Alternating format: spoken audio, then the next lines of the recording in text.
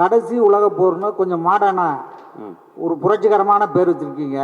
அதுக்கு இதுக்கு என்ன சம்பந்தம்? அந்த படத்தில் என்ன புரட்சி பண்ணியிருக்கீங்க? அந்த விஷயத்தை சொல்லுங்க. இல்லைண்ணா, கடைசி உலகப்போர் அப்படின்னா என்னென்னா, முதலாவது உலகப்போர், இரண்டாம் உலகப்போர், மூன்றாவது ஒரு உலகப்போர் நடந்துச்சுன்னா, இன்றைக்கி இருக்கிற டெக்னாலஜியில் நடந்துச்சுன்னா அதுதான் அந்த உலகத்தோடைய கடைசி போராக இருக்கும். ஏன்னா அதுக்கப்புறம் அந்த உலகமே இருக்காதுங்கிற தான் ஒரு நிதர்சனமான உண்மை. ஸோ அழிந்து போய்விடும் உலகம் நாம் அனைவரும் சண்டையிட்டு கொண்டாளுங்கிற ஒரு கருத்து. ஸோ அதனால தான் இந்த படத்துடைய பேர் கடைசி உலகப்போர் அப்படின்னு வச்சுருக்கோண்ணே. நான் உங்கள் படங்களில் வந்து காதல் போர் நல்லா இருக்கும். இந்த படத்தில் அது எவ்வளோ இம்பார்ட்டன்ட் இருக்குது?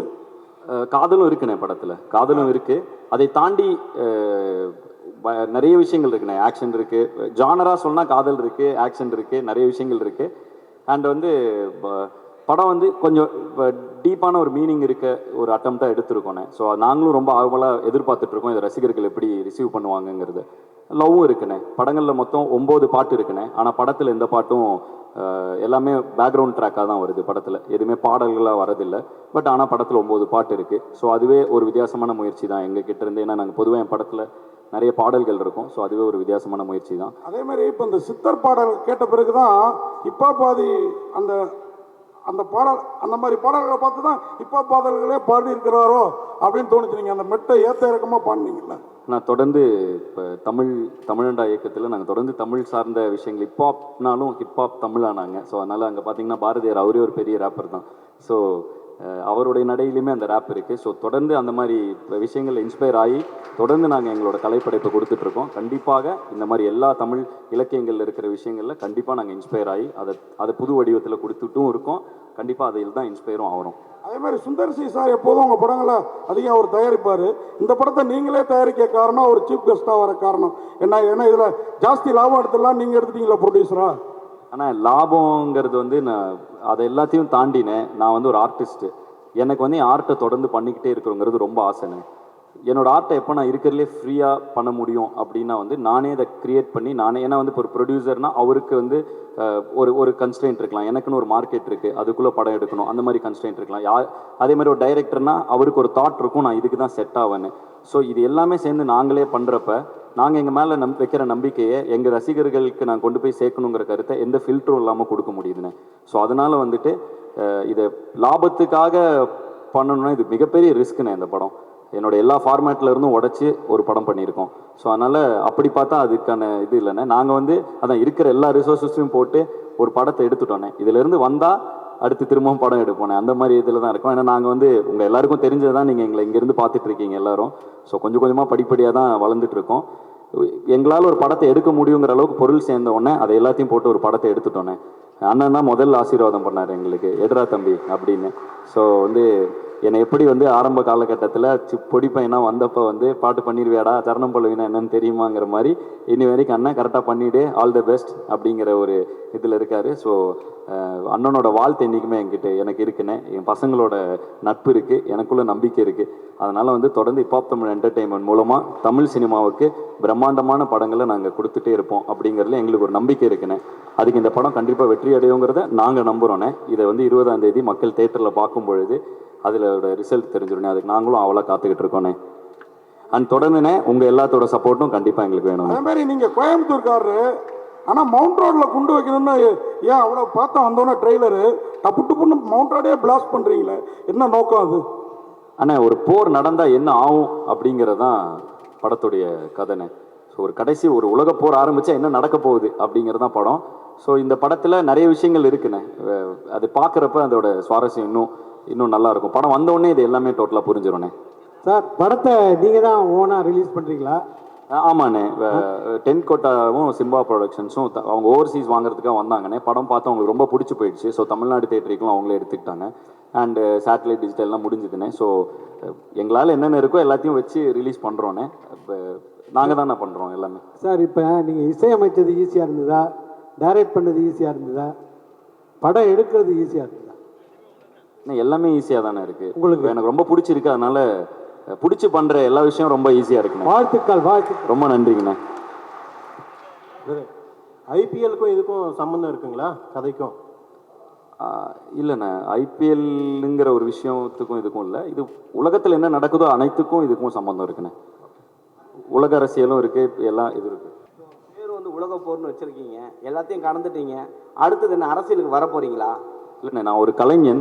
நான் வந்து ஏன் வந்து இப்போ படம் ப்ரொடியூஸ் பண்ணுறேன்னா அதுக்கான பதில் தான் சொன்னேன். என்னோட கலையை வந்து மக்கள்கிட்ட கொண்டு போய் சேர்க்கறதுக்கு எவ்வளோ முடியுமோ, எவ்வளோ ஃபில்டர்ஸ் கம்மியாக முடியுமோ, நான் நினச்சதை என்னால் கொண்டு போய் சேர்க்க முடிய இந்த நிறுவனம் எனக்கு உதவியாக இருக்குண்ணே. அது போக இந்த நிறுவனம் மூலமாக கிட்டத்தட்ட நாங்கள் இன்னைக்கு வந்து ஒரு 2 பேர் வந்தோண்ணே, 2 பேர் ஆரம்பித்தோம். இன்னைக்கு கிட்டத்தட்ட 110 பேர் பக்கத்தில் நாங்கள் வேலை பார்த்துட்ருக்கோண்ணே. ஸோ அதனால் இது எனக்கு இன்னும் சந்தோஷமாக இருக்குது. ஏன்னா என் பசங்க அன்றைக்கெலாம் என் கூட இருந்த பசங்க, நாங்கள் இண்டிபெண்டன்ட் மியூசிஷியனாக இருந்தப்போ நிறைய பேர் வந்து அதுக்கான வாய்ப்பு இல்லாமல் அங்கே சஸ்டெயின் பண்ண முடியாமல், இன்ஃபேக்ட் நாங்களே அண்ணனை பார்க்கலன்னா எப்படி சஸ்டெயின் பண்ணியிருப்போம் தெரில. நாங்கள் இண்டிபெண்டன்ட் ஆர்டிஸ்ட்டாக இருக்கிறதுக்கு இன்னைக்கு மார்க்கெட் இருக்குது, அன்றைக்கி அப்படி எதுவுமே கிடையாது. ஸோ அந்த இடத்துல 2 பசங்க கனவோடு வந்திருக்கோம். அந்த டைமில் எங்கள் கூட இருந்த பசங்களெல்லாம் எங்களுக்கு ஒரு பிளாட்ஃபார்ம் அமைச்சு கொடுக்க முடியல. இன்றைக்கி இந்த ஹிப்ஹாப் தமிழ் என்டர்டெயின்மெண்ட் மூலமாக எங்கள் கூட ட்ராவல் பண்ண எல்லா பசங்களும், கிட்டத்தட்ட ஹட்சன் எங்கள் கோ டைரக்டர், அவர் தான் என் டைரக்ஷன் டீம் ஃபுல்லாக அவர் தான் ஹெட் பண்ணுவார்.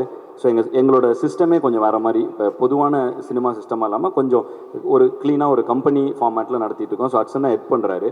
ஹட்சன் வந்து எனக்கு 12 வருஷமாக தெரியும். அவர் ஒரு இண்டிபெண்ட் பிபாய், அவர் அதாவது பிரேக் டான்சர், பிபாய், ஒரு கொரியோகிராஃபர். அவர் டான்ஸ் கிளாஸ் நடத்திட்டு இருந்தார். இந்த படம் ஆரம்பித்து ப்ரொடக்ஷன் ஆரம்பித்தோன்னே வாங்க படம் ஆரம்பிச்சிட்டேன் வாங்கன்னு. ஸோ இது மாதிரி ஒவ்வொரு ஃபீல்டில் இருக்கவங்க எல்லாருமே, அஜய் வந்து சிஏ, அவன் வந்து ஒரு சார்ட்டர்ட் அக்கௌண்டன்ட்டு. ஸோ இந்த மாதிரி எந்தெந்த நண்பர்கள் எங்கெங்கெல்லாம் ஜேபி வந்து என் ஃபேன் கிளப் இன்டர்ன்ஷிப் ப்ரோக்ராம் மூலமாக வந்தான். ஸோ இப்படி எங்கெங்கே யாரை பார்த்தனோ அந்த நண்பர்களுக்கெல்லாம் ஒரு இடம் கொடுக்க இந்த நிறுவனம் எனக்கு உதவியாக இருக்குண்ணே. அவ்வளோதான் இதில் விஷயம். இல்லை இதில் இன்னொன்று, படிப்பு முக்கியம் தான். நீங்கள் சொன்னது எல்லாம் படித்தவங்க தான். ஆனால் சினிமாவை நோக்கி வரவங்க முக்கால்வாசி பேர் படிப்பு இல்லாதவங்க தான் வராங்க. ஸோ அந்த மாதிரி படிப்பு இல்லாமல் வந்தாலும் சேர்த்துக்கிறதுக்கான வாய்ப்பு இருக்கா?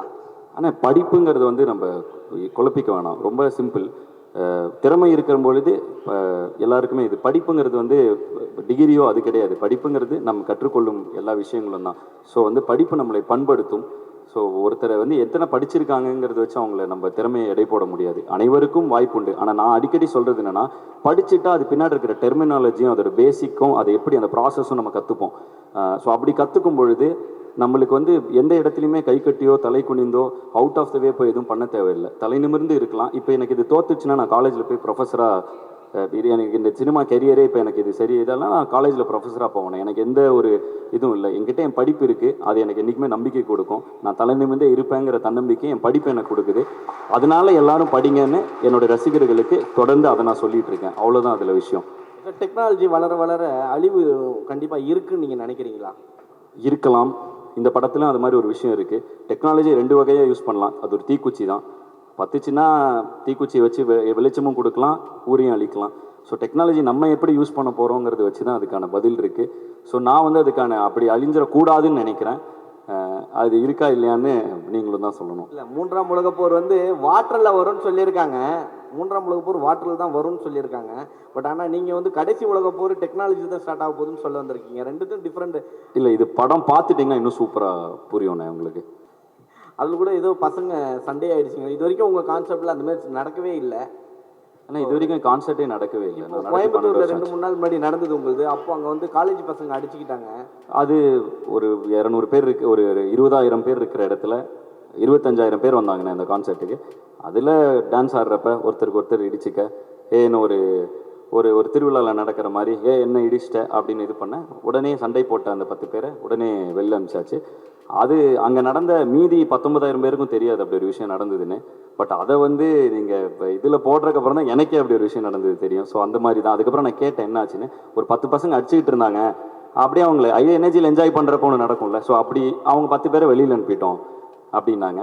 ஸோ அவ்வளோதான் அதோட விஷயம். அதில் ஒரு எதுவுமே பெரிய எதுவுமே அப்படி ஒரு பயப்பட வேண்டிய விஷயம் எதுவுமே இல்லை. தொடர்ந்து உங்களுடைய ஆல்பம் சாங் தான் எல்லாமே எதிர்பார்க்கறது. இப்போ நீங்கள் ப்ரொடக்ஷனில் வேறு இறங்கிட்டீங்க. ஆல்பம் சாங் கான்செப்ட் வருமா, இல்லை இதோட க்ளோஸ் பண்ணிடுவீங்களா? அண்டர் கிரவுண்ட் ட்ரைப்னு ஆரம்பித்து அடுத்த தலைமுறை இளைஞர்களுக்கு நிறைய பேருக்கு ஏதோ எஃப்ஜேலாம் அண்டர் கிரவுண்ட் ட்ரைபில் பெர்ஃபார்ம் பண்ணியிருக்கான். ஸோ அவன் இன்னைக்கு திரைப்படங்கள் வந்துருக்கான். நிறைய இளைஞர்களுக்கு பிளாட்ஃபார்ம் அமைச்சு கொடுத்துட்டோம். ஸோ நாங்கள் இதெல்லாம் பண்ணிகிட்டு இருக்கப்போ அந்த இடத்துல எங்களுடைய ஆர்டிஸ்ட் நிறைய பேர் வருவாங்கண்ணே.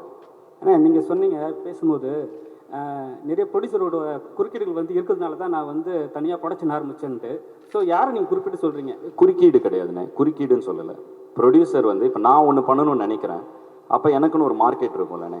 ப்ரொடியூசர் அந்த மார்க்கெட்டுக்கு தானே போடணும். ஏன்னா அதுதான் ஒரு வியாபாரத்தில் சரியான முயற்சி. அப்போ நம்ம அதை தாண்டி இல்லைன்னா அவங்க நம்ம அப்பாவாக இருக்கணும், அண்ணனாக இருக்கணும், சொந்தக்காரங்களாக இருந்தால் அதை தாண்டி அந்த லாபத்தை தாண்டி அவங்க நம்ம மேலே நம்பிக்கை வச்சு ஒன்று பண்ணலாம். அப்படி யாருமே நமக்கு சொந்தக்காரங்க இல்லைன்னா நம்மளே தான் அதை பண்ணிக்க முடியும். ஸோ அப்படி அந்த மார்க்கெட் கேப்பை தாண்டி இவ்வளோ பெரிய ஒரு படம் எடுக்கும் பொழுது நானே தான் என் மேலே நம்பிக்கை வச்சுக்க முடியும், என் பசங்க மேலே நம்பிக்கை வைப்பாங்க. ஸோ எனக்கு பிடிச்ச கண்டென்ட்டை நான் கொண்டு வரணும்னா அதை நானே ப்ரொடியூஸ் பண்ணிக்கிறேன், அவ்வளோதான். ஸோ அப்படி தான் இதை சொல்கிறேன். இதில் குறுக்கீடெல்லாம் இல்லைண்ணே, குறுக்கீடெல்லாம் இருக்காது. குறுக்கீடு இருந்தாலும் அதில் இது இருக்காது, லாஜிக் இல்லைல்ல. எப்படி குறுக்கிட முடியும்? யாரும் அப்படி குறுக்கிட மாட்டாங்க. சரி, நீங்கள் ஸ்டேஜ் ஏறும்போது சொன்னாங்க எல்லாருமே 15 வருஷம் 20 வருஷம் 18 வருஷம்னாங்க. ஆக்சுவலாக என்னென்ன பார்த்தா உங்களுக்கு 25 வயசு மாதிரி தான் தெரியுது. உங்களோட வயசு என்ன? எல்லாருமே வந்து உங்களோட இளமையின் ரகசியம் என்ன? ஒன்றும் இல்லை, 2005 நான் ஸ்கூல் படிக்கிறப்ப என்னுடைய முதல் மிக்ஸ் டேப் வந்துச்சு. ஸோ அங்கேருந்து ட்ராவல் ஆக ஆரம்பித்தோம் நானும் ஜீவாவும். ஸோ நான் ஸ்கூல் படிக்கிறப்பே ஆரம்பிச்சிட்டேனே.